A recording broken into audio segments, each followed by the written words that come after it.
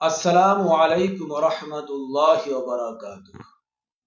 নাহমাদুহু ওয়া নুসাল্লি আলা রাসূলিহিল কারীম।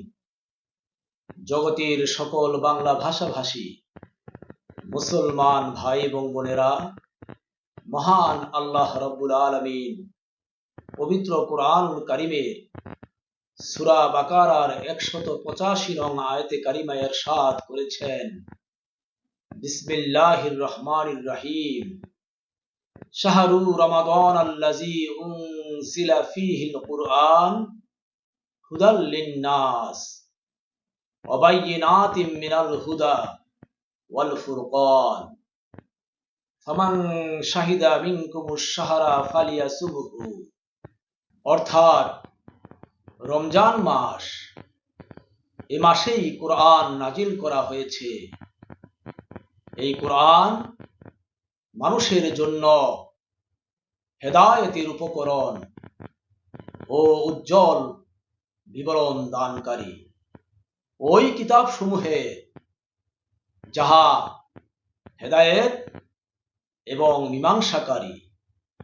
সুতরাং তোমাদের মাঝে যে ব্যক্তি এ মাস পাবে, সে যেন অবশ্যই এ মাসে রোজা রাখে।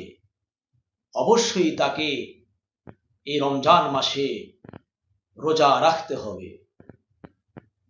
তাই আসুন, সকল মুসলমান ভাই এবং বোনদেরকে বলছি, এই রমজান মাসে আল্লাহ রাব্বুল আলামিন পবিত্র কুরআনুল কারীম নাজিল করেছেন আমাদের হেদায়েতের জন্য।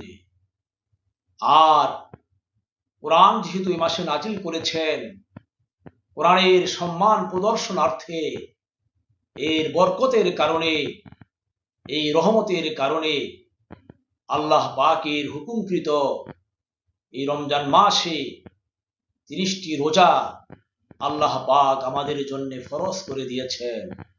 সুতরাং আমরা সবাই যেন এই রমজান মাসে 30টি ফরজ রোজা অবশ্যই অবশ্যই রাখি, অবশ্যই পালন করি। আল্লাহ পাক আমাদেরকে তৌফিক দান করুন। আমিন। আসসালামু আলাইকুম ওয়া রাহমাতুল্লাহি ওয়া বারাকাতুহু।